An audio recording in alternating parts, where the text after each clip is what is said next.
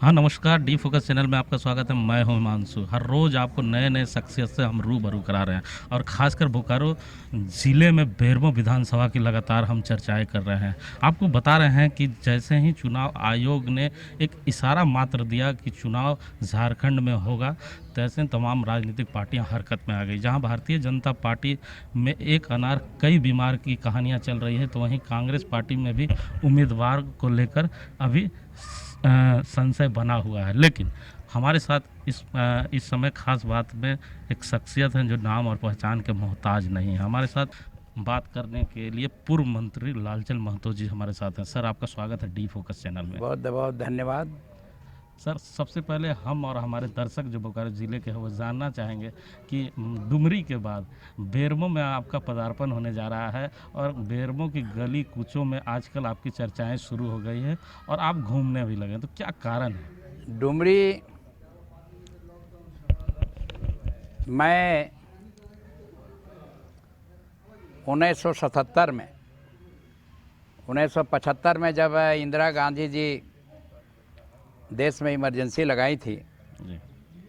उस समय हम यहाँ मजदूर आंदोलन में बेरमो में थे और उसी आंदोलन के क्रम में हमारी गिरफ्तारी हुई।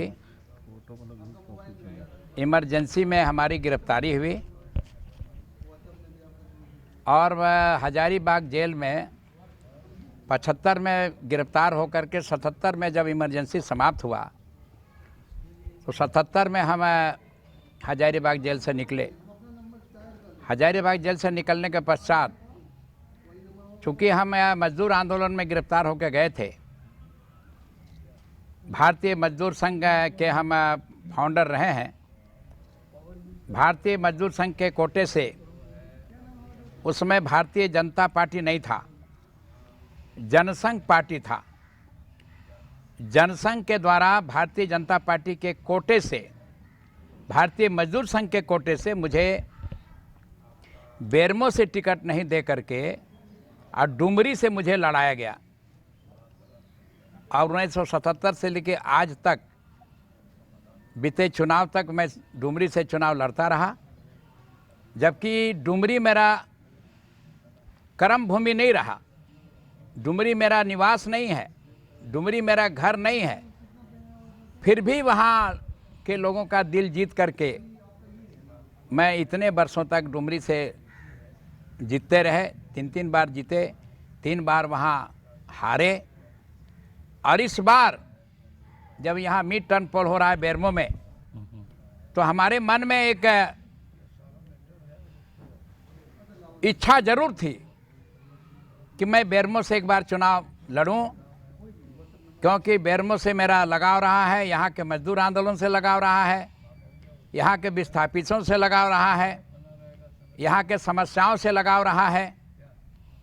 और मैं बेरमो क्षेत्र के तमाम गांव से, जैना मोड़ हुआ, दुगदा हुआ, बोकारो थर्मल हुआ, गोविंदपुर हुआ, ढोरी हुआ, तमाम एरिया से मैं लोगों से राय विचार कर रहा हूं कि सबकी सहमति अगर हो जाए तो मैं यहाँ चुनाव लड़ने के लिए तैयार हूँ। सर, तो अभी हाँ, 23 सालों के बाद आपने फिर से ट्राई किया बेरमो विधानसभा में, राय शुमारी करने के लिए 23 सालों के बाद आप आए। 77 में आपको मिला, तो लगभग 77 के बाद तो वहाँ लड़ते रहे, वहाँ जीतते रहे जी, वहाँ जीते। बेरमो आपका बेरमो मेरा घर है। हाँ, मतलब बेरमो से आप पहले भी चुनाव लड़ना चाहते थे, लेकिन पार्टी ने आपको डुमरी भेजा। डुमरी हमको भेजा चूंकि यहाँ सीनियर लोग थे जी। बेरमो में चुनाव लड़ने वाले सीनियर लोग थे। हम तो, मेरा पहला बार जब एमएलए जब बने हैं उसमें मेरा उम्र था 25 साल। 25 साल की उम्र में पहला एमएलए 77 में हम बने हैं। अच्छा, तो और उसमें यहाँ के सीनियर नेता थे, रामदास सिंह थे, मिथिलेश कुमार सिन्हा थे, वे लोग वहाँ चुनाव लड़े। 23 साल पहले जब बेरमो को छोड़कर डुमरी आप चले गए थे, तो उसके बाद जब से आप रिटर्न आए तो क्या लगता है, क्या परिवर्तन हुआ? नहीं, मैं बेरमो और डुमरी में बेरमो के लोगों के साथ बराबर मेरा लगाव रहा है। नहीं, परिवर्तन क्या रहा? विकास का जो परिवर्तन, विकास के बारे में जहाँ तक कहा जाए, बेरमो में बहुत स्कोप है जी। बेरमो में कोयला है जी। बेरमो में डीवीसी जैसा बिजली है, बेरमो में दामोदर नदी जैसा नदी है, कोई भी उद्योग खड़ा करने के लिए हम्म, 3 चीज का ही जरूरत पड़ता है, जी कोयला, बिजली, पानी, जी और तीनों यहाँ उपलब्ध है। हम्म, लेकिन जो पूर्व के जितने भी एमएलए रहे और मेंबर ऑफ पार्लियामेंट रहे, कभी भी लोगों ने यहाँ प्रयास नहीं किया कि यहाँ इंडस्ट्री खड़ा हो जाए ताकि यहाँ के लोगों को एम्प्लॉयमेंट हो। तो यहाँ बड़े से बड़े इंडस्ट्री यहाँ खड़े किए जा सकते थे, लेकिन लोगों ने कोई प्रयास नहीं किया। थोड़ी देर इतने पहले नहीं, जी हमारे नाम लेना हम नहीं चाहते हैं, पूर्व के जो हमारे जो विधायक यहाँ थे माननीय राजेंद्र सिंह जी, जी वो फैक्ट्री अभी बनाए तो कहाँ बनाए? गया जिला में उन्होंने फैक्ट्री बनाने का काम किया।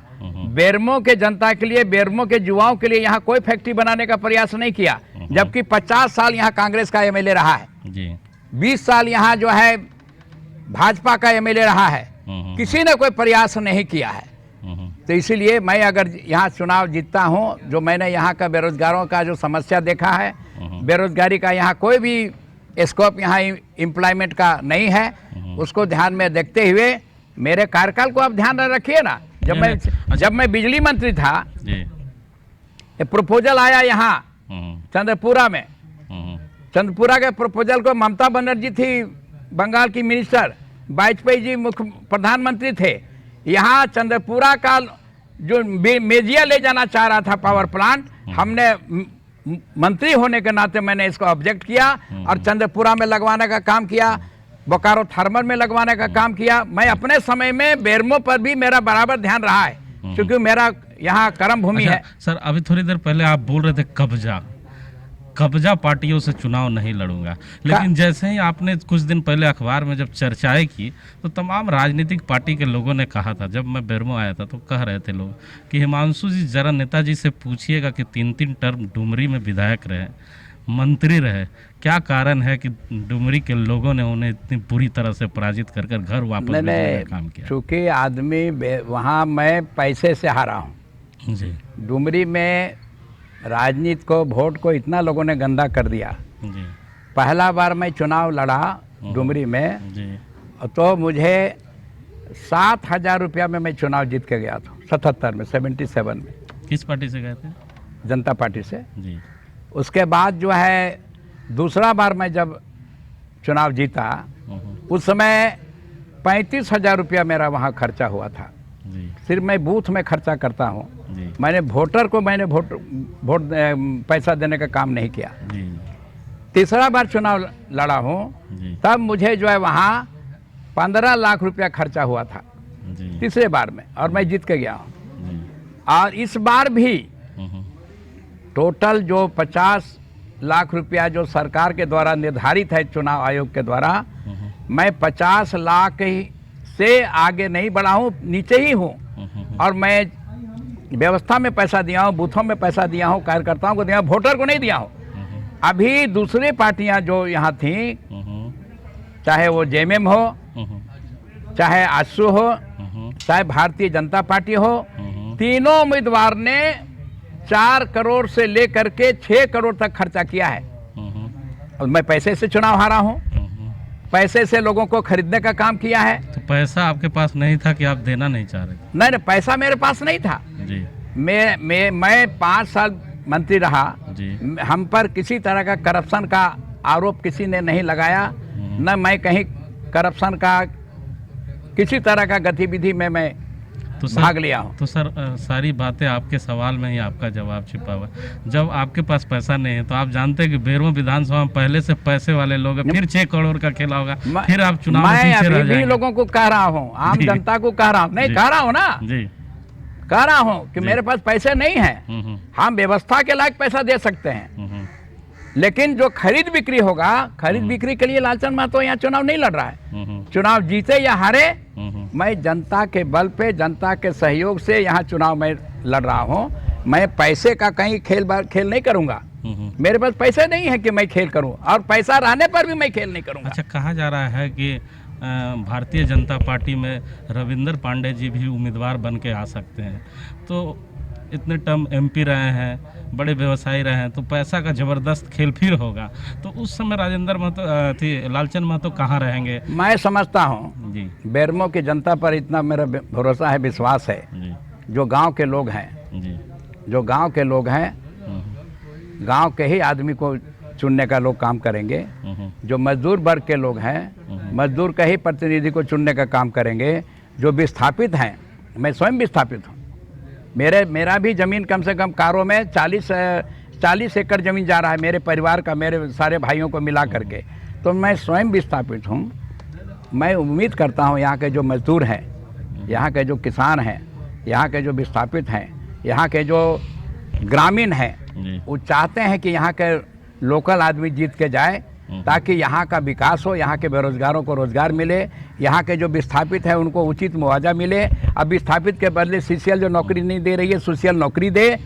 ये सारे समस्या का समाधान कोई नहीं कर सकता। मैं लंबे समय से पत्रकारिता कर रहा हूँ, आपके उम्र के जितने भी नेता हैं, लगभग लोगों से मेरी बातें हो रही थी जब मैं बोकारो से चल रहा था, तो लोग मुझसे कह रहे थे कि हिमांशु जी लालचंद महतो राजनीति के माहिर खिलाड़ी हैं, जैसे ही बेरमो में उतरेंगे एक मुद्दा बहुत ज़ोरों से उठाएंगे, क्योंकि पैसा में वो टिक पाए चाहे नहीं टिक पाए, बाहरी भीतरी में ज़रूर टिकेंगे और स्थानीय बेटा का मुद्दा ज़रूर उठाएंगे। आपने स्थानीय बेटा का मुद्दा उठा ही दिया है, तो क्या लगता है कि ये जो स्थानीय बेटा का मुद्दा है ये नाव पार कर देगा इस बार आपका? स्थानीय बेटा का जो मुद्दा है, इस जमीन का जो मिट्टी का जो मुद्दा है, ये मुद्दा इस बार इस चुनाव में हावी रहेगा। और मैं जीतने के बाद जो है, मेरा जो प्रयास होगा, पहल होगा कि चंद्रपुरा से लेकर के दुगदा से लेकर के बोकारो थर्मल तक इतना स्कोप है इंडस्ट्री का, इसको मैं आगे बढ़ाने का काम करूंगा। प्रयास करूंगा कि यहाँ पर इंडस्ट्री खड़ा हो, ताकि यहाँ के बेरोजगारों को रोजगार मिले। मैं प्रयास करूंगा कि यहाँ विस्थापितों को जो साग का रेट से, माने एक जमीन का रेट जो है लोगों को 80 रुपये डिसमिल मिल रहा है, 400 रुपये डिसमिल मिल रहा है, जबकि मार्केट में उस जमीन का कीमत जो है 1 लाख रुपये डिसमिल है और रैयत को मिल रहा है 400 रुपये डिसमिल।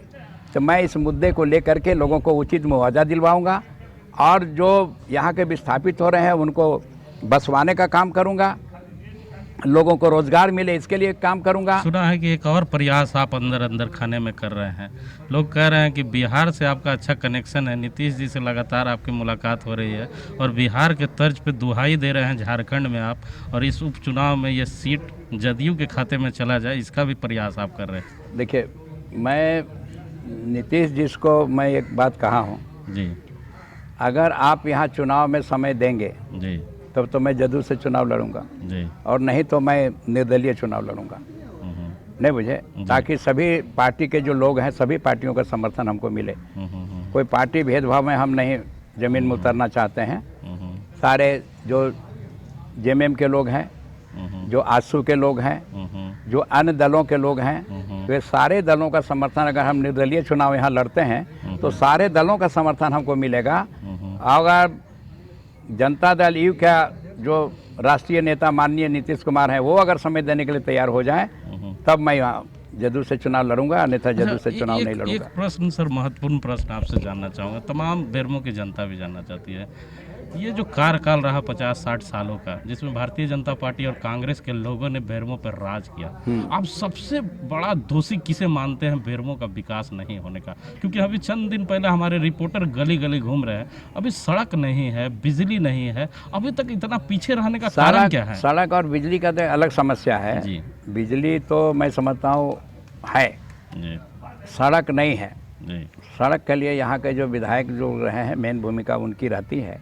वो लोगों की कोई भूमिका यहाँ नहीं रही, जिसके कारण वो जो है सड़क अगर कहीं नहीं दिख रहा है तो उसके लिए मैं समझता हूँ 100% यहाँ के विधायक दोषी हैं। तो 5 साल धरती का बेटा, यहाँ का लोकल बेटा, लेकिन मेरा कहना है कि जो इच्छा शक्ति है जी सर, जो चूँकि यहाँ के जो लोकल विधायक कभी नहीं रहे हैं, लोकल विधायक नहीं रहने के कारण जो है यहाँ का जो इसके पहले राजेंद्र बाबू थे, राजेंद्र बाबू के पहले बाटुल महतो थे, वो भी तो यहाँ के लोकल हैं, स्थानीय हैं, विस्थापित हैं। 5 साल पहले आया ना जी, बाटुल 5 साल पहले आया। तो आपको क्या लगता है 5 साल का कार्यकाल कम होता है विकास? 5 साल का कार्यकाल जो अच्छा होता है, लेकिन ये जो आपका रघुवर दास का जो पीरियड था, रघुवर दास के पीरियड में आप देखिए ना, जमशेदपुर में जितना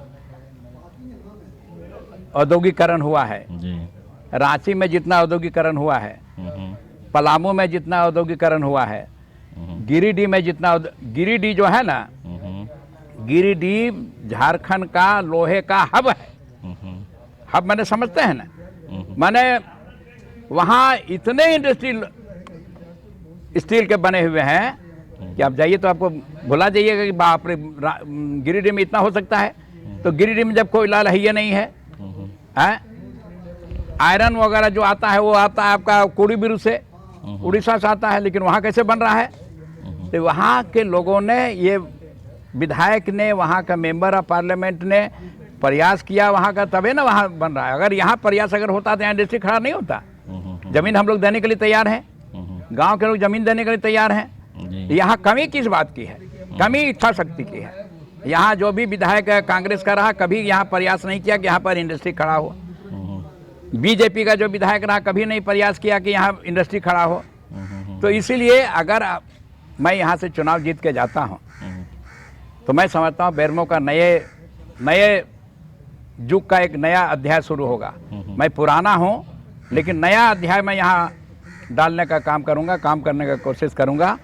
और मैं नहीं समझता हूँ कि भविष्य में लालचंद महतो का नाम से लोग जो है जाने जाएंगे इस एरिया को, लोग विकास के मामले में। तो मैं एक प्रश्न पूछना चाहूँगा, जहाँ राष्ट्रीय पार्टी, बड़ी बड़ी राष्ट्रीय पार्टी है, कांग्रेस पार्टी रहेगी, राजेंद्र बाबू के इंतकाल के बाद यहाँ पर उनके बेटे चुनाव लड़ सकते हैं, भारतीय जनता पार्टी में रविंदर जी के आगमन का है, तो जब ये दो दिग्गज मैदान में रहेंगे, दो दिग्गज परिवार, आपका भी परिवार बहुत दिग्गज रहा है, आपकी भी एंट्री हो रही है, तो ये त्रिकोणीय जब मैच शुरू होगा तो पब्लिक कैसे आपको कहाँ पाते हैं? मैं किसी को दिग्गज नहीं मानता। आप कहाँ पाते हैं आपके नज़रों में दिक्कत? मैं तो बीच का हूँ ना जी जी। मैं गरीब के तरफ से हूँ। अच्छा, जनता का मैं जनता का हूँ, किसान का हूँ, विस्थापित का हूँ, और यहाँ के जो गांव गुरबे का जो लोग हैं मैं उनका हूँ। तो ये बीच में है कहाँ? इनकी संख्या कहाँ है? हमारे सारे लोग जुट जाएंगे तो ये फेंका जाएंगे, इनका कोई स्थान नहीं रहेगा। और मैं इस चुनाव में मैंने कहा कि मैं पैसे का चुनाव नहीं लड़ूंगा, स्थानीयता का चुनाव, स्थानीयता के मुद्दे पर मैं चुनाव लड़ूंगा, गरीब के मुद्दे पर मैं चुनाव लड़ूंगा, मजदूर के मुद्दे पर मैं चुनाव लड़ूंगा, विस्थापित के मुद्दे पर मैं चुनाव लड़ूंगा, और गांव-गांव में कैसे लोगों को रोजगार खड़ा हो जाए मैं उसके लिए चुनाव लड़ूंगा। इसलिए कहीं रहेंगे कहाँ? ये तो 25-30 साल तक यहाँ बीजेपी एमपी रहा है, लोकसभा में सरकार रही है, दिल्ली में सरकार रही है, कांग्रेस की सरकार रही है। क्या लोगों ने दिया यहाँ? क्या कुछ नहीं दिया। इसलिए मैं 5 साल मेरा हमको अगर अवसर मिला तो जिन बातों की चर्चा मैं कर रहा हूँ उसको जमीन में उतारने का काम मैं करूँगा। तो सुना आपने, ये पूर्व मंत्री लालचंद महतो हैं जिन्होंने अपने उज्ज्वलित भाषण से, अपने बयान से माहौल गर्म कर दिया है। बेरमो विधानसभा में इन्होंने साफ तौर पे उन तमाम राजनीतिक पार्टियों को बताने का काम किया है कि कोई पैसे की ताकत लेकर आएगा, कोई अपना पावर लेकर आएगा, लेकिन इस बार ये स्थानीयता के मुद्दे के साथ बेरमो विधानसभा में चुनाव लड़ने जाएंगे और लोगों को स्थानीयता का मुद्दे पे घर के बेटे को वोट करने के लिए आह्वान करेंगे, आग्रह करेंगे। तो आने वाली समय ही बताएगा कि लालचंद महतो के द्वारा बताए गए तमाम बातों से जनता कितनी प्रभावित होती है, और आने वाले समय में ही पता चल पाएगा कि लालचंद महतो को बेरमो विधानसभा से कितने लोगों का साथ मिल पाएगा। कैमरामैन देवेंद्र के साथ जीपी हिमांशु, बेरमो विधानसभा, डी फोकस।